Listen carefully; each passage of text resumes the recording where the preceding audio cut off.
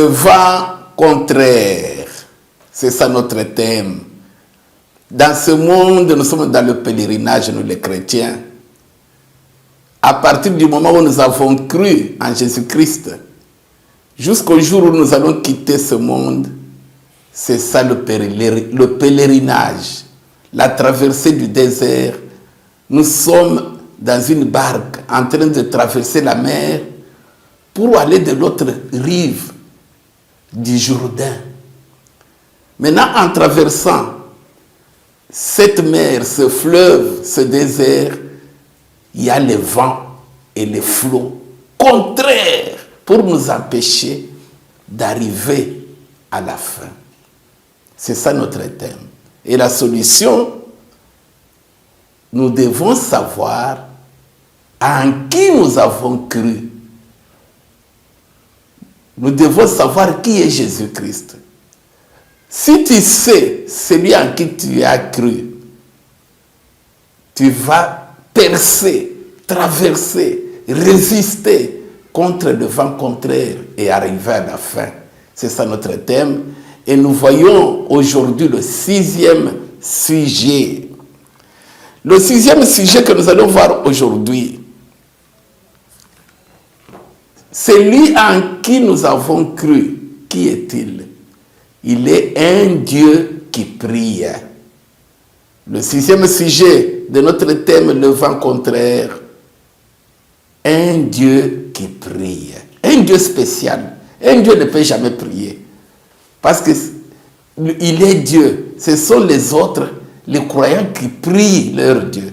Mais nous avons cru à un Dieu qui prie. Salut bien-aimés, que Dieu vous bénisse. Vraiment, nous vous bénissons et nous sommes très reconnaissants envers vous parce que vous nous suivez très nombreux, vous priez pour nous. Que Dieu vous bénisse richement en Jésus-Christ. Avant de lire les Écritures qui nous parlent du Dieu qui prie, nous allons d'abord rendre des actions de grâce à ce Dieu-là. Père Céleste, merci pour cette nourriture céleste que tu nous envoies aujourd'hui. Que ton Esprit Saint nous parle du début jusqu'à la fin. Au nom de Jésus-Christ. Amen.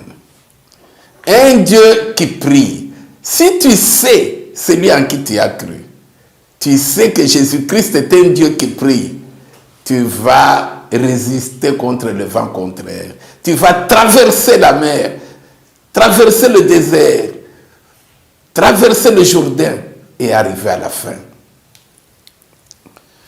Nous allons lire Psaume de David, chapitre 65, verset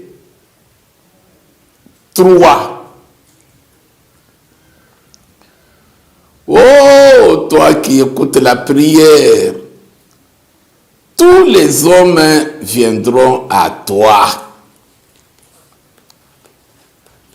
Oh, toi qui écoutes la prière, tous les hommes viendront à toi. C'est ça le message d'aujourd'hui. N'oubliez pas notre illustration, Marc chapitre 6. Quand Jésus traversait la mer avec ses disciples, Marc 6, 45 et 53. Et aujourd'hui, nous allons lire Marc 4, 35 à 41. Ce même jour, sur le soir, Jésus leur dit, passons à l'autre bord. Après avoir renvoyé la foule, ils l'amenèrent dans la barque où il se trouvait. Il y avait aussi d'autres barques avec lui. Il s'éleva un grand tourbillon et les flots se jetaient dans la barque au point qu'elle se remplissait déjà. Et lui, il dormait à la poupe sur le coussin.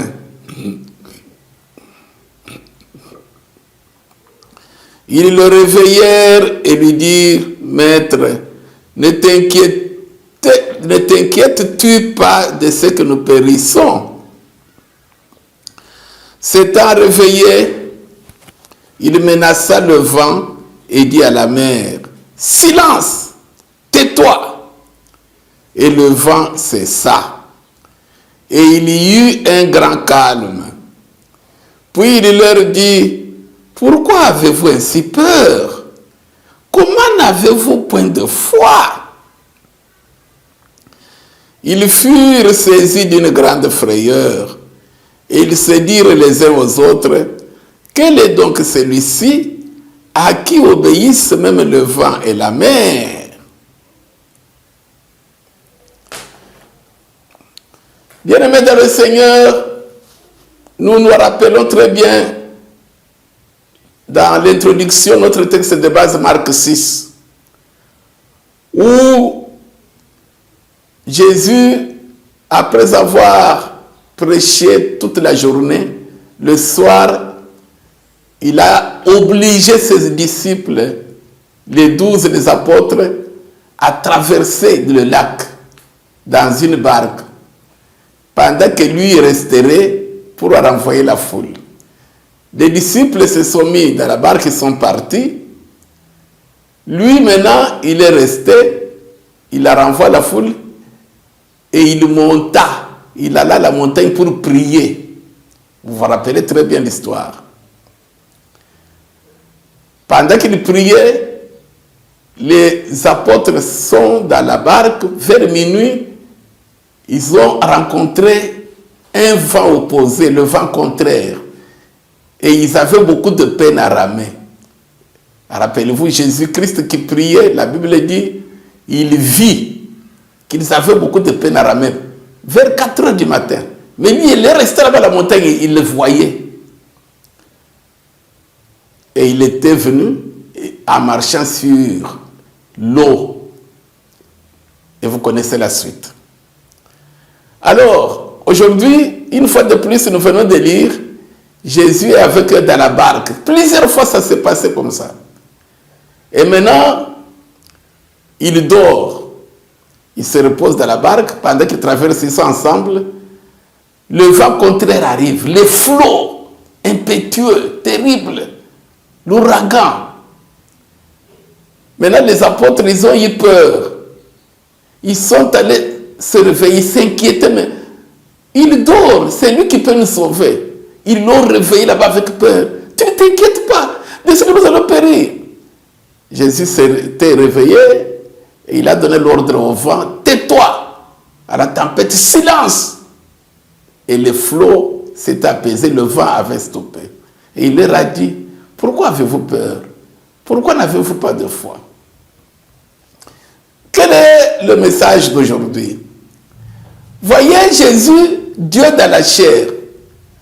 Il est venu du ciel, il est venu mourir sur la croix pour nous, pour toi, pour moi. Maintenant, son Père est là.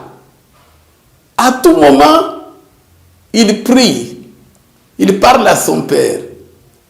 Pourquoi? Parce que le Père était en lui, lui est dans le Père.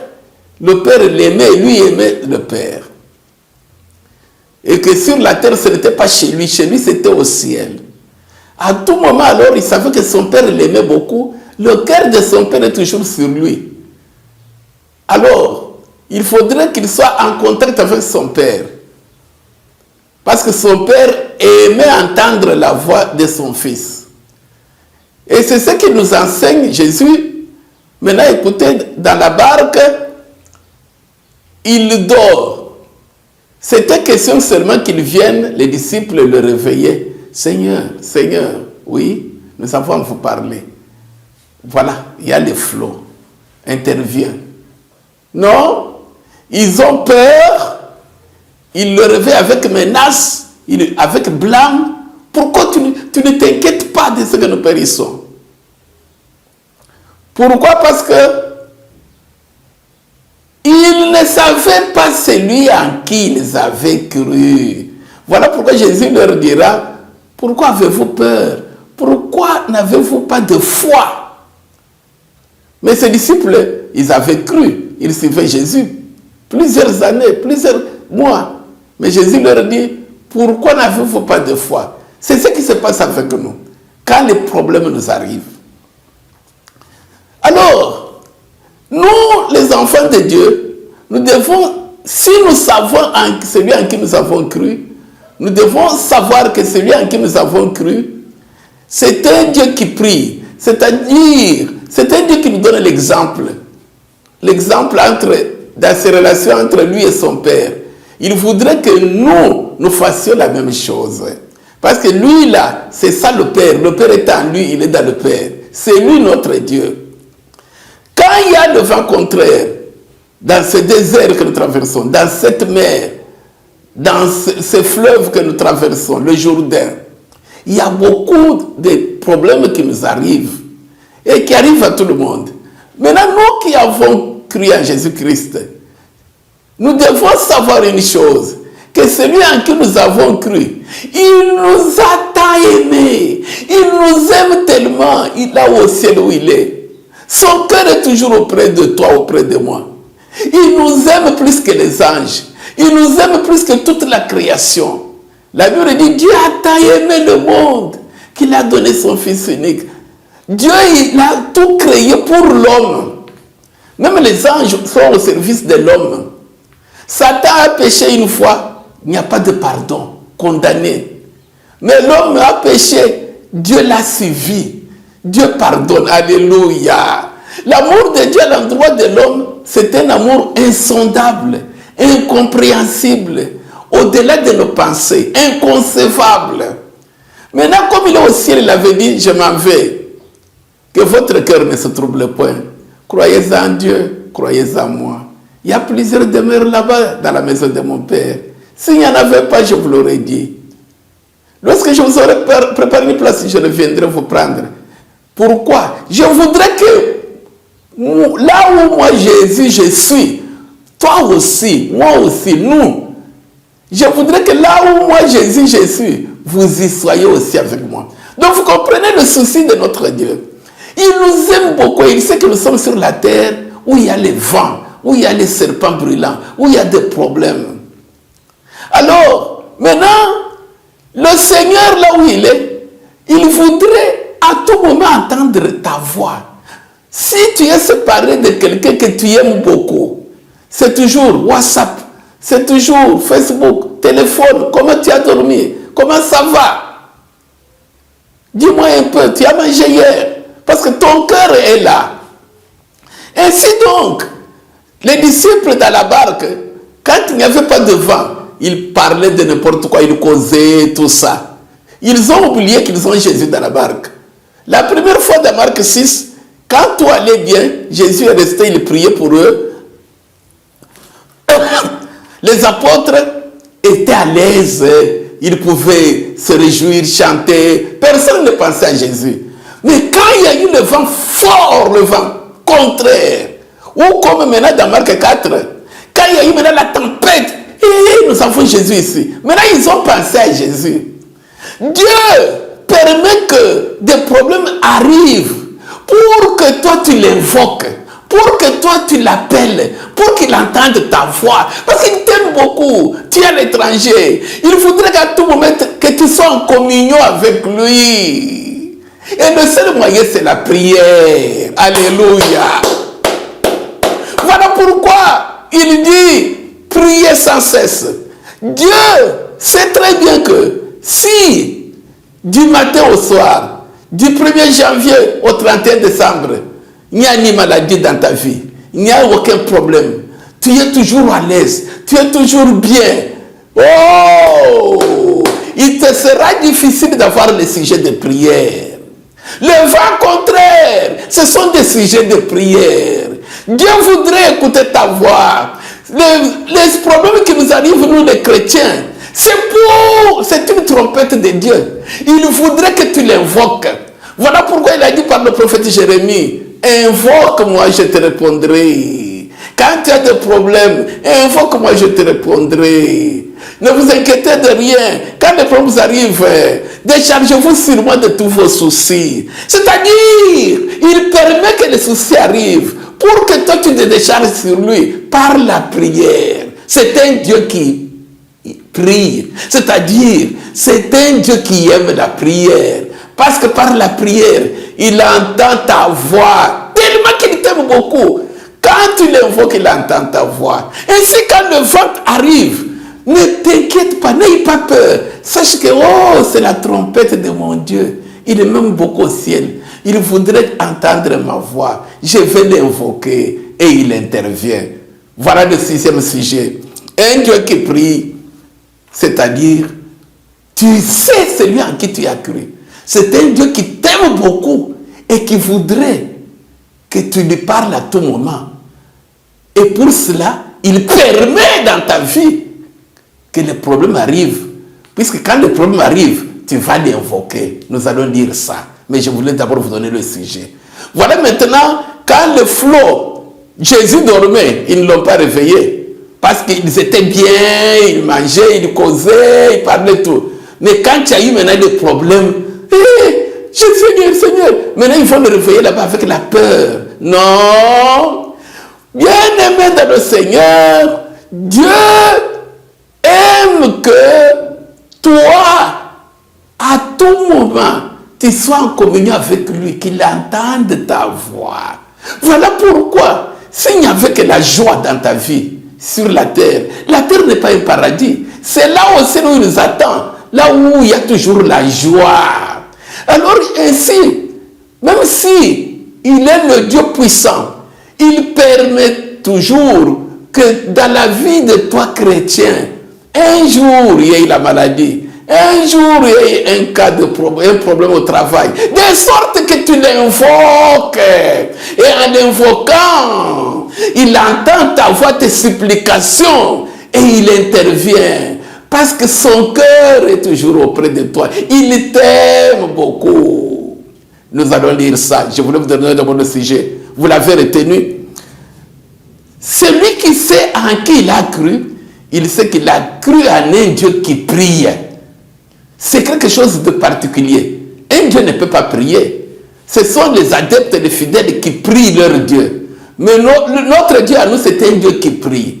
Voilà comment il les renvoie. Il les oblige à traverser la mer. Lui, il reste prier. Pourquoi? Parce qu'il nous donnait l'exemple que son père là-bas l'aime beaucoup. Il veut écouter sa voix. Ainsi donc, il nous demande à nous, parce que maintenant il a rejoint son père. Il est devenu dans sa forme de père. Son cœur est toujours auprès de nous. Il est l'époux, l'épouse sur la terre. Quelle est cette fiancée qui ne peut pas savoir que son fiancé l'aime? Et ce fiancé là-bas ne veut pas écouter sa voix, ne veut pas l'appeler au téléphone. Elle dira non, mais ce fiancé ne m'aime pas. Mais si le fiancé à tout moment veut l'écouter, elle comprendra que non, mon fiancé m'aime, parce qu'il y a une séparation. La prière, c'est ce qui nous communie avec lui. Et pour cela, il permet qu'il y ait un vent. Ce vent, c'est un sujet de prière. Tu ne peux pas prier s'il n'y a pas de sujet de prière. Pourquoi tu as peur quand il y a un sujet de prière? Dieu te donne un sujet de prière. Peut-être une mauvaise nouvelle dans la famille. Peut-être on t'a chassé de la parcelle où tu loues. C'est un sujet de prière. Dieu voudrait écouter ta voix. Invoque-le. Alors il intervient. Alléluia. Nous allons lire ça. Dans Jacques.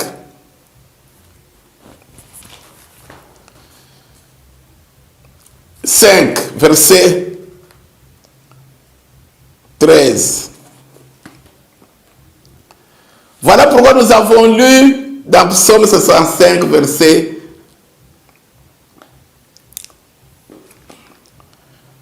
3. Notre Dieu, c'est un Dieu qui prie. Oh, David s'exclame en disant, oh, toi qui écoutes la prière, tous les hommes viendront à toi. Toi qui écoutes la prière, cela veut dire, toi qui aimes la prière. Alléluia. Notre Dieu, c'est un Dieu qui prie, un Dieu qui écoute la prière, un Dieu qui aime la prière. Pourquoi? Parce que par la prière, il écoute la voix de ses enfants. Il nous aime tant. Donc quand le problème arrive, ne dis pas, pourquoi Dieu ne m'aime pas, Dieu ne m'aime pas. Donc tu ne sais pas celui en qui tu as cru. Tu ne sais pas celui en qui tu as cru. Tu as cru en un Dieu qui prie. C'est-à-dire un Dieu qui t'aime beaucoup. Seigneur, il écoute ta voix. Il permet que le problème arrive, le vent arrive, le souffle dans ta vie, pour que tu lui adresses tes supplications. Il aime écouter les supplications de ses enfants. Jacques chapitre 5, verset 13. Oh, toi qui écoutes la prière, tous les hommes viendront à toi. Tous les hommes, même les non-chrétiens. Vous pouvez remarquer dans votre vie, qu'ils soient musulmans, hindous, athées, païens, chrétiens de toute confession, incroyants, non-croyants ou croyants, même ceux-là qui disent que Dieu n'existe pas, les athées. Mais dès qu'il y a une situation terrible, dès qu'il y a un problème très grave, il va crier dans sa langue. Oh God, oh God, oh Jesus, oh Jesus. Tu peux écouter partout. Oh Jesus. Mais tu regardes celui qui dit Jesus parce qu'il a vu peut-être un accident. Il a vu un accident. Maintenant, où est-ce que tu pries? Non, je suis musulman. Où est-ce que tu pries? Oh, moi, je ne fais pas vraiment à l'église. Hein. C'est-à-dire, dans les cas de problème, tu dis, oh, Kulu, les Zoulous disent, oh, Kulu, God. Donc, dans toutes les langues, eh, Zambé Nangai. Les Quinois là-bas, les Congolais disent, Zambé, eh, Zambé Nangai. Mon Dieu, eh, mon Gouangou. Donc, tous les hommes, quand ça ne va pas, ils reconnaissent dans leur conscience qu'il y a quelqu'un, un Dieu suprême, qui les a aimés, qui les a créés. À combien plus forte raison, toi, chrétien? Toi pour lequel il est mort sur la croix, il a quitté son trône, il a laissé les anges l'honneur, il a accepté l'ignominie, l'opprobre, il est resté nu sur la croix à cause de toi, toi qui l'as ramené du séjour des morts. Maintenant qu'il est au ciel, son cœur est auprès de toi, l'épouse. Il permet quand il voit que tu es toujours dans la joie, tu as même oublié, tu as oublié ton Dieu à cause de enjoy, de la joie de bénédiction de la terre. Il permet parfois, pouf, un problème arrive. Maintenant, si tu sais, Seigneur qui t'a cru, tu vas dire, oh, il y a la trompette, c'est le moment de prier. Mon Dieu m'appelle. Nous allons lire ça. Jacques 5, 13.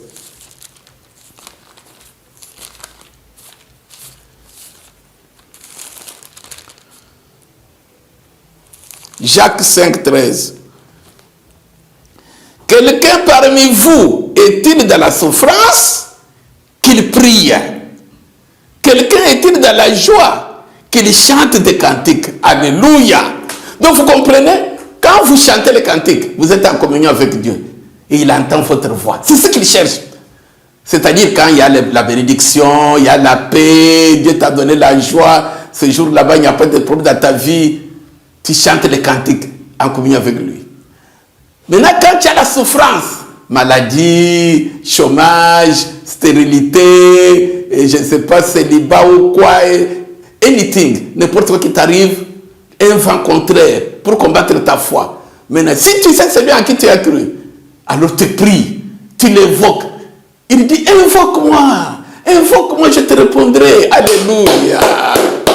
Dieu, quand tu ne remarques que non, il y a toujours la paix dans ta vie. Maintenant, tellement qu'il y a la paix qu'il te donne, il y a toujours la joie, il y a toujours l'abondance, les bénédictions. Maintenant, il remarque que même les prières aussi diminuent. Et pourtant, il t'aime beaucoup. Il voudrait écouter ta voix. Il provoque le vent contraire. Alléluia.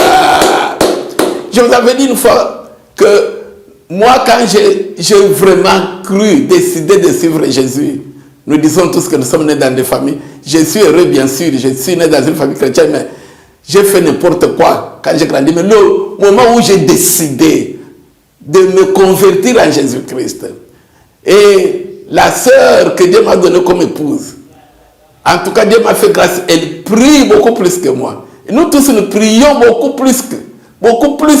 Nous, dans ce temps-là, vers les années 80 et quelques, sur Mavungu, à Bandalo, à Kinshasa. Bien aimé, mais à mon avis, moi, de mon côté, ça baissait. Mais la sœur priait beaucoup et continuait à prier, surtout pendant la nuit. Mais à un moment donné, elle avait aussi abandonné, oublié. Une fois, ça fait quelques années, pendant que la maladie m'avait attrapé, terrassé. Bien aimé, un jour, on revient de l'hôpital. L'enfant aussi, notre fille cadette, elle aussi tombe gravement malade, à l'agonie. Maintenant, on sort de l'hôpital avec moi. La même nuit, on rentre dans un autre hôpital avec l'enfant. Et puis Dieu est intervenu. Et puis la sœur m'a dit une chose que je n'oublierai pas. Elle m'a dit, excusez-moi, je veux dire ça dans sa langue, à lingala, je veux traduire. Il dit, prière nanga ya butu. Donc il faudrait que je retourne à mon habitude là de prier la nuit. C'est-à-dire Dieu voudrait m'enseigner que je dois retourner la prière. Et elle a repris la prière la nuit. Vous comprenez? Donc Dieu avait permis. C'était une trompette. C'était un sujet, une requête de prière. Comment tu peux prier sans requête, sans sujet? Donc Dieu l'a rappelé. Écoutez ici. Si quelqu'un est dans la souffrance, qu'il prie. Dieu n'enlèvera pas la souffrance sur la terre. Jamais, jamais, jamais. Quand ils sont arrivés à la mer Rouge, Dieu n'avait pas enlevé la mer. Non. Bien aimé, même dans le désert, Dieu n'avait pas enlevé les serpents brûlants. Non. Mais quand il y a des serpents qui vous mordent, il a dit à Moïse, celui qui est mordu, qu'est-ce qu'il doit faire? Qu'il m'invoque, qu'il tourne la face vers moi. Ainsi donc, quelqu'un est dans la souffrance, qu'il prie. Si c'est la bénédiction, la joie, qu'il chante les cantiques. C'est-à-dire Dieu tellement qu'il vous aime, qu'il m'aime, il voudrait qu'à tout moment vous soyez en communion avec lui. Voilà pourquoi il dit, priez en tout temps. Alléluia. Nous allons lire pour le temps le dernier passage.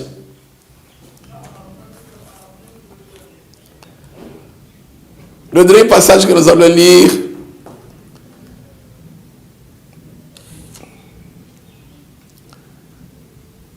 Ésaïe 38, 1 à 6. Ésaïe 38, 1 à 6. En ce temps-là, Ézéchias fut malade à la mort. Le prophète Ésaïe, fils d'Amos, vint auprès de lui et lui dit, ainsi parle l'Éternel, donne tes ordres à ta maison, car tu vas mourir et tu ne vivras plus. Ézéchias tourna son visage contre le mur et fit cette prière à l'Éternel. Oh Éternel, souviens-toi que j'ai marché devant ta face avec fidélité et intégrité de cœur et que j'ai fait ce qui est bien à tes yeux. Et Ézéchias répandit d'abondantes larmes. Puis la parole de l'Éternel fut adressée à Isaïe en ces mots. Va et dis à Ézéchias, ainsi parle l'Éternel, le Dieu de David, ton père. J'ai entendu ta prière. Moi, j'aime entendre la prière. J'aime entendre la voix d'Ézéchias. J'aime beaucoup Ézéchias. J'ai entendu ta prière. J'ai vu tes larmes. C'est ce que j'ai cherché. Cette maladie-là, ce n'est pas pour la mort. J'ai fait cette maladie-là pour que j'entende ta voix. Mais pourquoi tu pleures? Pourquoi tu as peur? Nous mourrons. Oh Seigneur, pourquoi ce problème? Moi, je voudrais entendre ta voix. J'ai entendu ta prière. J'ai vu tes larmes. Voici, j'ajouterai à tes jours 15 années de plus. J'avais décidé que tu vives 60. Je vais encore ajouter 15, 75. J'avais décidé que tu vives 80. Je vais ajouter 15, 95. Je te délivrerai de tous les problèmes. Bien aimé, Ephésiens 6. Ephésiens 6, 18 dit clairement pour que vous compreniez ce qui est arrivé à Ézéchias. Pourquoi Dieu avait permis ça. Ephésiens 6, 18. Faites en tout temps, par l'Esprit, toutes sortes de prières et de supplications. Veillez à cela avec une entière persévérance et priez pour tous les saints. Comment tu vas supplier les supplications? C'est-à-dire, Seigneur, ne me laisse pas. Comment tu vas supplier Dieu s'il n'y a pas de problème? Ézéchias, c'est quelqu'un de 25 ans. Il est devenu roi. La Bible dit, ni avant lui, ni après lui, personne n'avait la confiance en l'Éternel comme Ézéchias. C'est ce qui est écrit dans la Bible. Ni avant lui, ni après lui. Ézéchias, il a tout fait. Il a détruit les idolâtres. Il a restauré l'autel. Tout. Et Dieu l'a béni. Il était devenu puissant. Un grand roi. Maintenant, Ézéchias, la prière, c'était comme ça. La prière. Dieu est allé provoquer un cancer. Alléluia. Jésus guérit même le cancer. Dieu est allé provoquer une maladie terrible. Maintenant, il sait qu'il y a Seigneur. C'est bon, tu vas mourir. Il a pleuré, il a supplié. On lui a ajouté même 15 années. C'est lui en qui tu as cru. C'est un Dieu qui prie.